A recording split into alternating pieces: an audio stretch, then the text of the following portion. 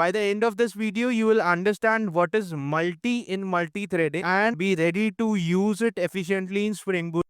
Hi everyone, hope that you all are doing well. There were a lot of requests to cover multi-threading in my video. So today let's deep dive into one of the most powerful concepts in backend development, that is multi-threading in Java. If you have ever wondered how Spring Boot handles multiple requests at once or how to run heavy background tasks efficiently, this is where it begins.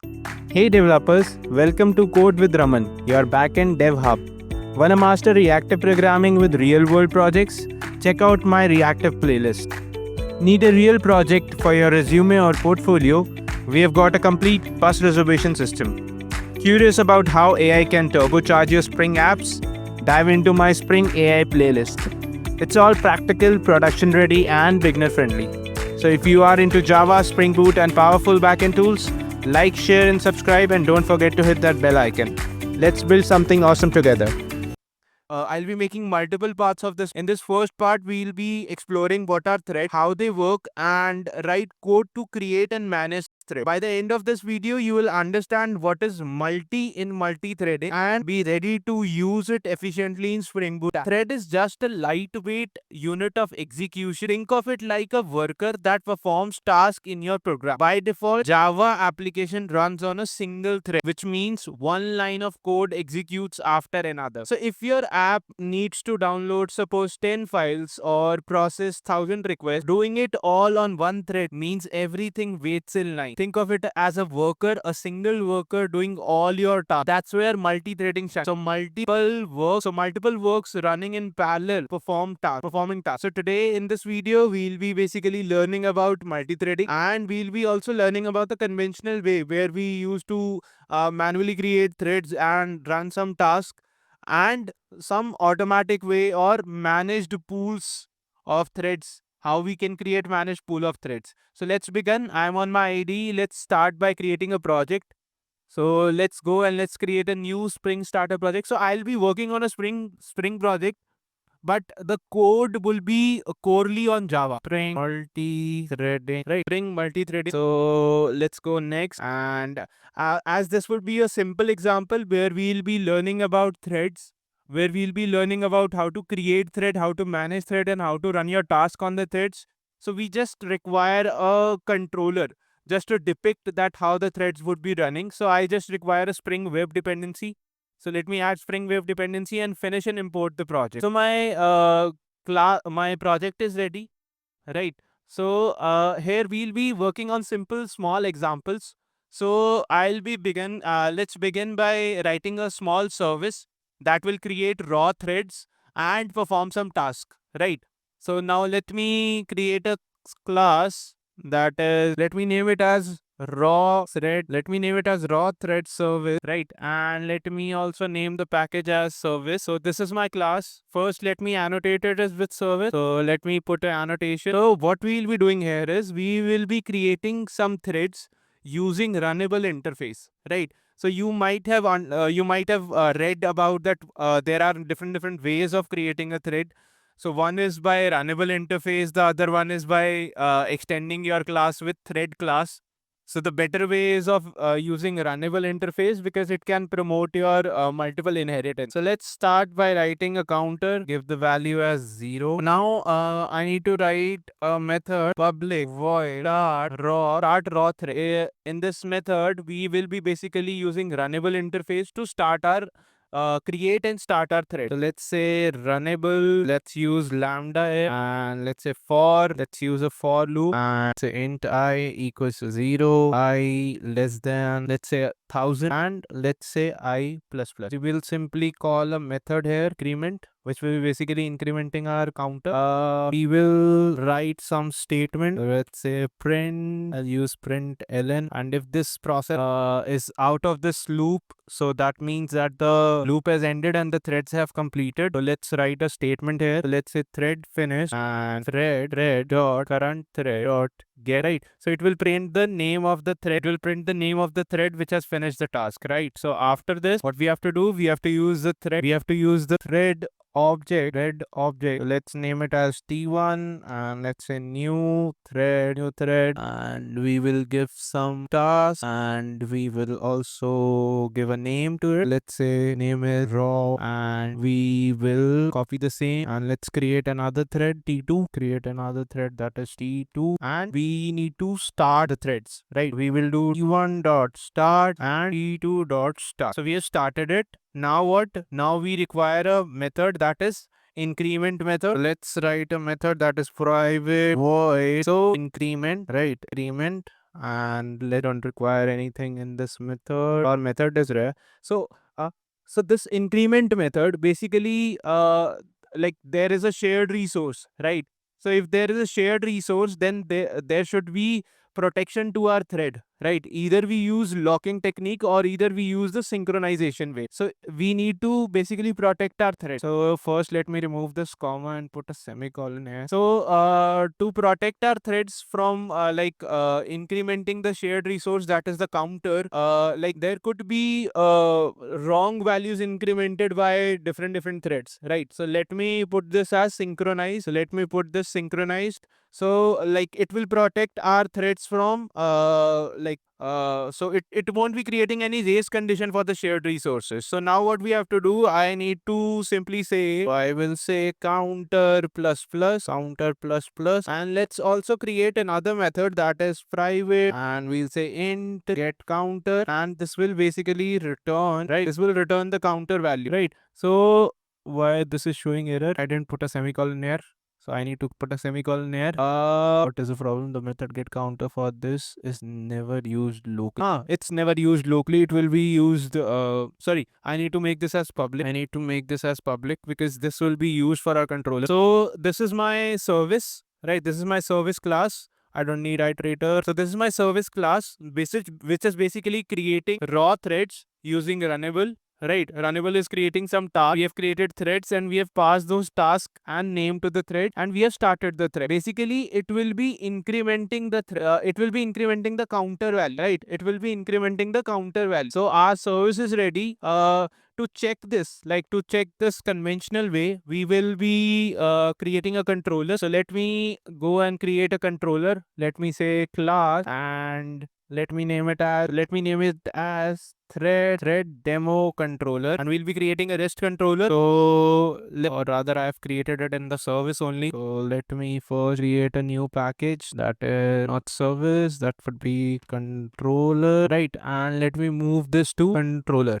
right? Let me move this class to the controller package, right?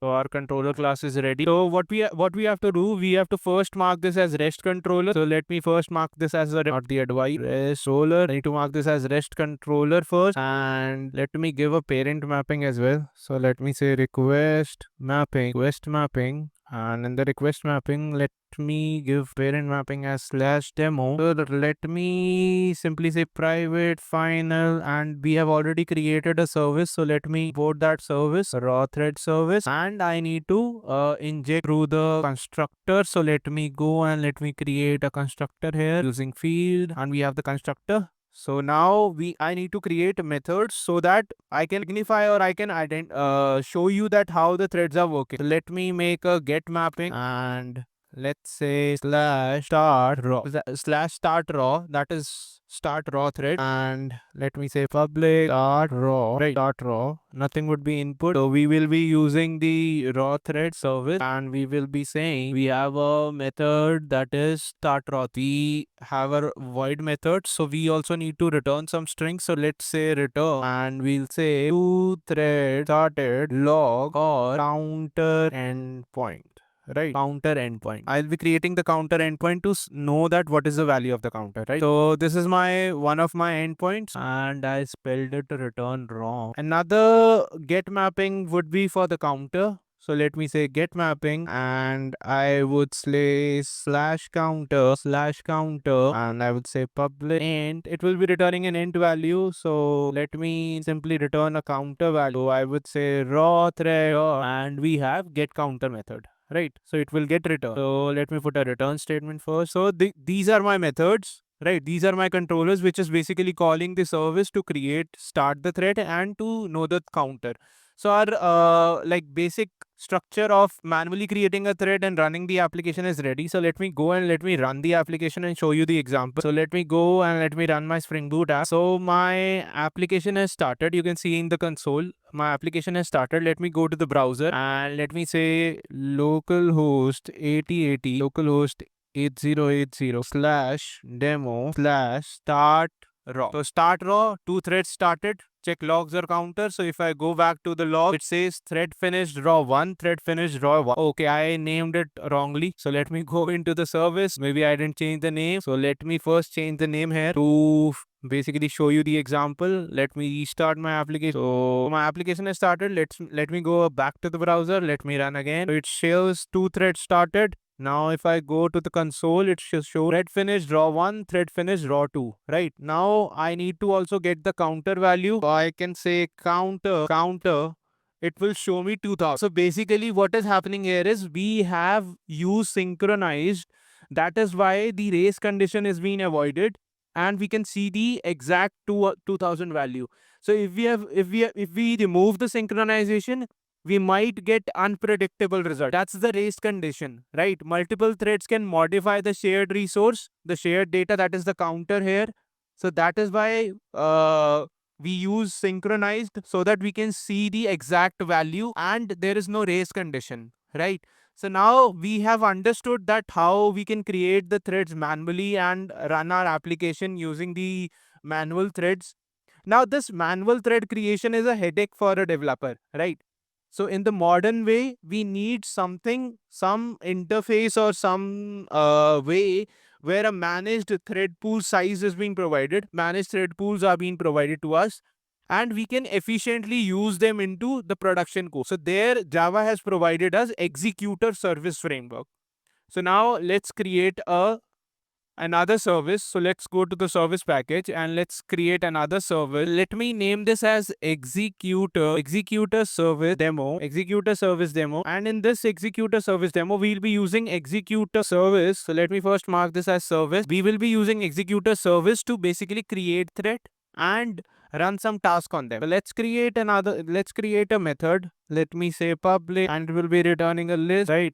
It will be returning a list of integers, and we'll say run callable task. This is my method and I named it as integers. It's integer. Let's use executor service here. Executor service. This is the executor service ex equals executor service dot oh sorry, not the executor service. We have to use executor, right? So executor dot new fix. So we'll say new fixed thread pool, right? New fixed thread pool, and we require 4 threads to run. So we have our executor service in place. So now we require a callable list. Callable basically we have used in the previous depiction of the example, we used Runnable. So Runnable doesn't provide you a way to get the output of the threads. While we are using the callable interface helps us in getting the output of the threads. So let's create a list of callable, and it would be an integer. That is our output. We'll say task, a new array list, a new array list. So we'll say for, let's run for the tasks.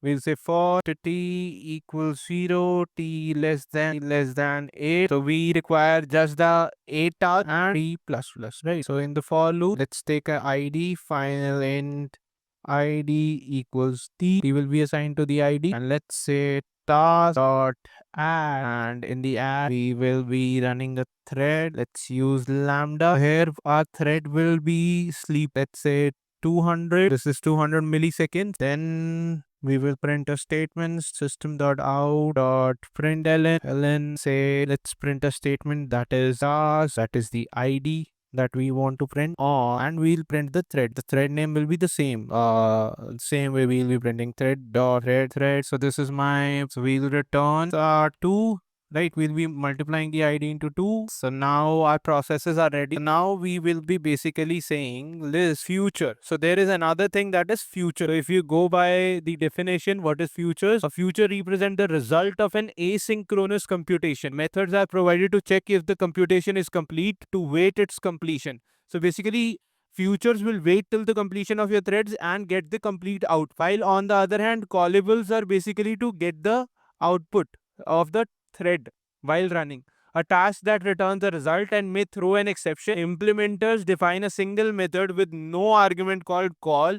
The callable interface is similar to the runnable in that both are designed for classes whose interfaces are potentially executed by another thread. A runnable, however, does not return a result and it cannot throw a checked exception, while on the other hand, callable can return, right?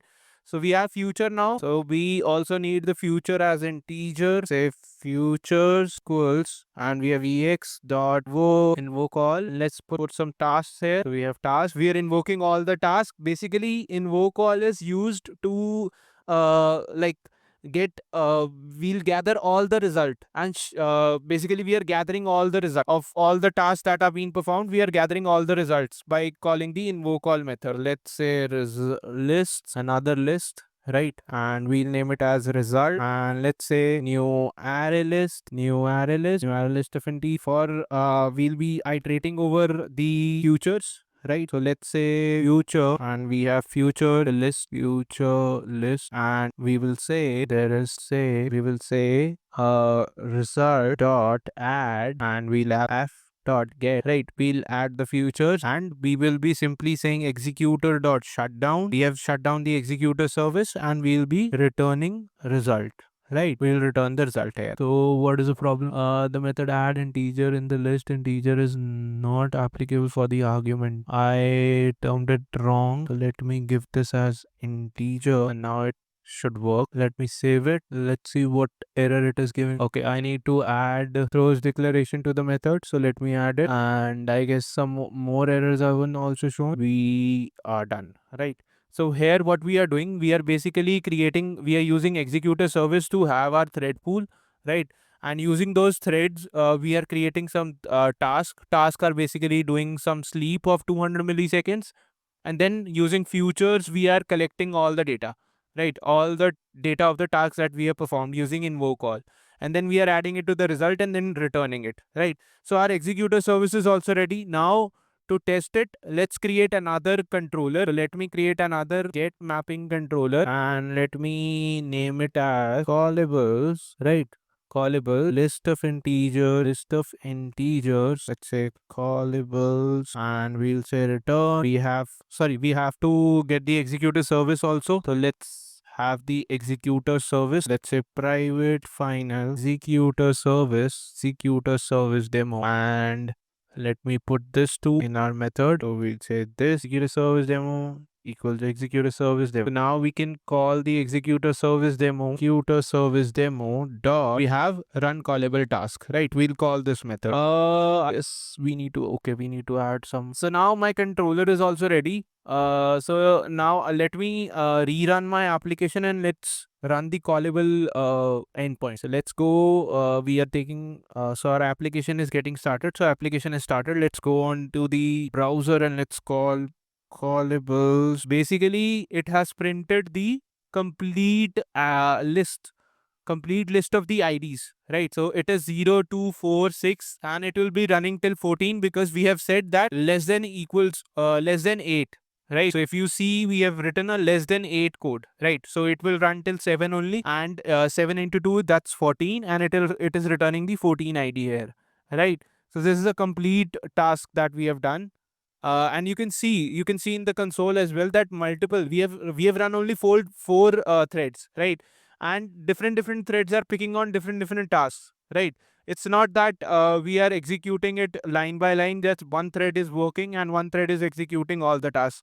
So this is multiple threads, and they are managing their tasks by their own. So this was an example for executor service as well. This is basically a modern way. This is a foundation of modern backend concurrency. So we are done with our video part. The key takeaways for this video are that thread are lightweight workers inside your process. Race condition happen when threads share mutable data, right? Mutable shared data, and we have to use synchronized or a locking technique for our thread safety.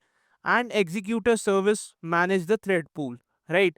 So in the next part, we'll be working more on the advance of multi-threading, that is async, and we'll be creating our custom thread, right? So stay tuned, and this was it from this video. Hope that you people like, share and comment on the video.